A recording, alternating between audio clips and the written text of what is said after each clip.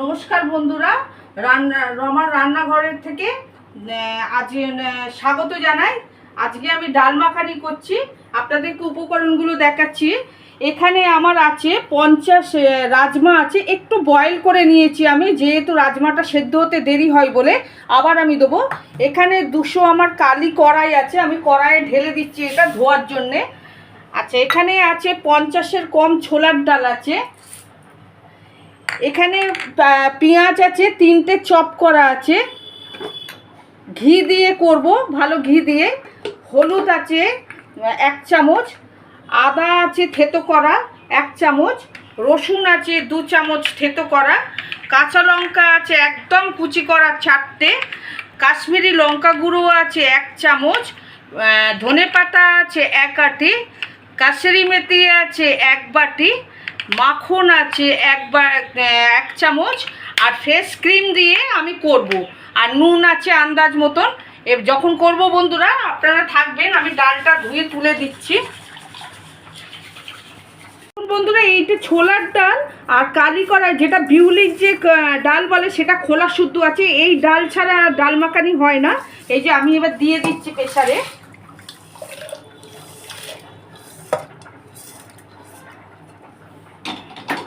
হলুদটা দিয়ে দিচ্ছি। এখানে আমি নুন দেবো না, যখন আমি করব তখন নুন দেবো। রাজমাটা দিয়ে দিচ্ছি। রাজমাটা আমার একটু সেদ্ধ করা আছে, কিন্তু সেরকম সেদ্ধ নয়, আর একটু সেদ্ধ হবে। রাজমাটা দিয়ে দিলাম। এখানে জলটা, এই জলটা একটু পরিমাণটা বেশি দিতে হবে, কারণ এতে সেদ্ধ হতে তো সময় লাগবে। প্রথমেই আমি 3-4টে সিটি দেবো, তারপরে আমি 10 মিনিট স্টিমে রাখবো। দেখুন বন্ধুরা, আমার ডালটা সেদ্ধ বসিয়েছি, ডালটা সেদ্ধ হোক, আপনারা আমার সঙ্গে থাকুন। আমি যে ডাল মাখানির যে ডালটা সেদ্ধ বসিয়েছি, এইবারে আমি গ্যাসটা অফ করছি। বলেছিলাম 3টে করবো, এবারে আমি 10 মিনিট সিমে রেখে দিচ্ছি। এইটা এবার সিমে থাক আমার 10 মিনিট। দেখুন, এই ডাল মাখানির রাজমা আর চানার ডাল আর কালি কড়াই সেদ্ধ হয়ে গেছে। এবারে দেখুন, আমি এর মধ্যে দিচ্ছি কাশ্মীরি লঙ্কা গুঁড়ো, দিচ্ছি 1 চামচ কাশ্মীরি লঙ্কা গুঁড়ো দিয়েছি। একটু রসুন কুচি দিচ্ছি এর মধ্যে। আচ্ছা, ফ্রেশ ক্রিম দিচ্ছি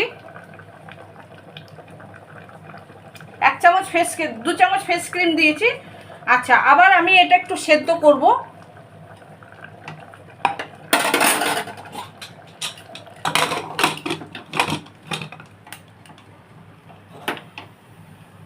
আমি এটা স্টিম দিয়ে দিয়েছি, আমি এটা নাপিয়ে রাখছি, রেখে এখানে কড়াই বসাচ্ছি।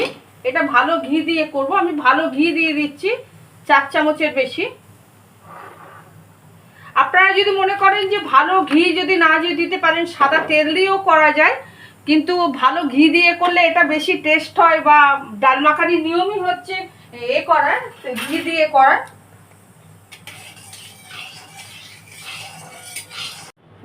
দেখুন বন্ধুরা, আমার ঘিটা হয়ে গেছে, ভালো ঘি। আমি এবারে পেঁয়াজগুলো দিয়ে দিচ্ছি, চপ করা পেঁয়াজগুলো। এখানে 3টে আমার পেঁয়াজ চপ করা আছে।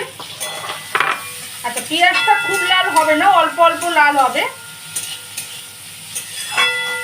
আচ্ছা, আমার ডালটা এবার দেখুন, রাজমার যে আমি যে ডাল মাখানিটা যে করবো, সেই ডাল মাখানির এটা দেখুন, ফ্রেশ ক্রিম রসুন লাস্টে দিয়ে ফের আবার আমি করেছি, স্টিম দিয়েছি। এই যে দেখুন বন্ধুরা, এই যে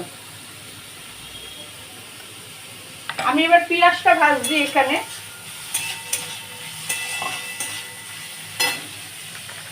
আচ্ছা, রসুন চপ করা আছে, এখানে রসুনটা দিয়ে দিচ্ছি আবার।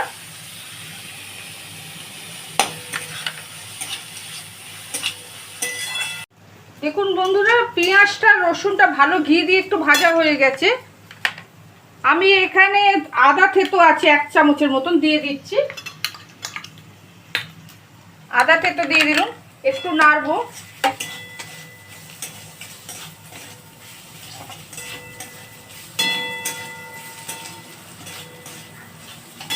আচ্ছা, এখানে জিরে গুঁড়ো আছে 1 চামচ, জিরে গুঁড়ো দিয়ে দিচ্ছি। কাশ্মীরি লঙ্কা গুঁড়ো দিচ্ছি। কাঁচা লঙ্কা চপ করা আছে, কাঁচা লঙ্কা দিচ্ছি 5খানা। থাকুন বন্ধুরা আমার সঙ্গে। এবারে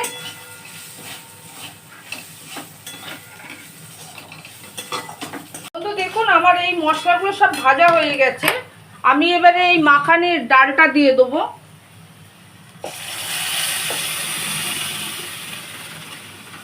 আচ্ছা, এখানে জল গরম ইউজ করতে হবে।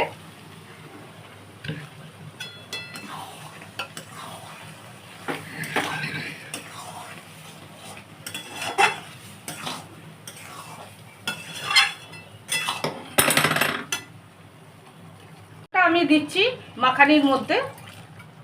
আমি যতটা লেগেছে দিয়েছি, তারপর যদি আবার যে লাগে দেবো। আচ্ছা, আমার ডালটা নুন দিয়ে সেদ্ধ করা ছিল না, নুনটা এবার দেবো এতে।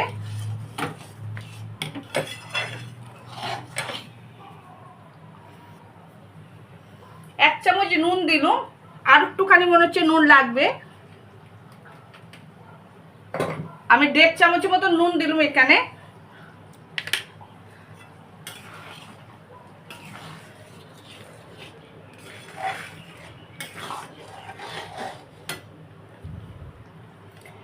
এখানে আমি ফেস ক্রিম দিচ্ছি।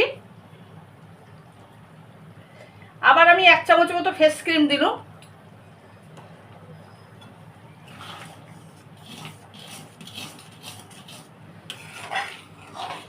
এই বাটারটা যে আছে 2 চামচ, এই বাটারটা দিয়ে দিচ্ছি।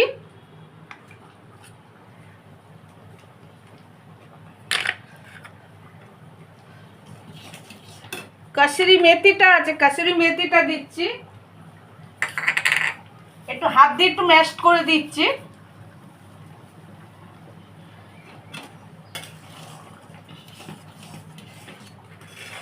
ধনে পাতাটা কুচি আছে, ধনে পাতাটা দিচ্ছি 1 বাটি।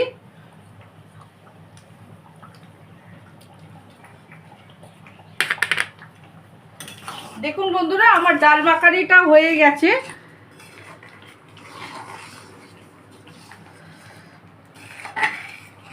আমার রান্নাটা যদি ভালো লাগে, আপনারা তাহলে বেশি বেশি করে শেয়ার করবেন, লাইক দেবেন, কমেন্ট করবেন, আমার চ্যানেলটাকে সাবস্ক্রাইব করবেন বন্ধুরা।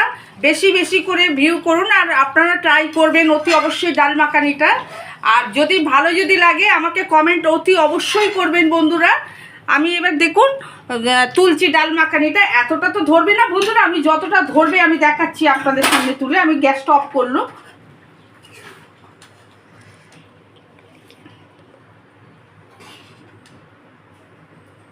ডাল মাখানিটা এবারে আমি ডাল মাখানির উপরে একটু বাটার দিয়ে দিচ্ছি।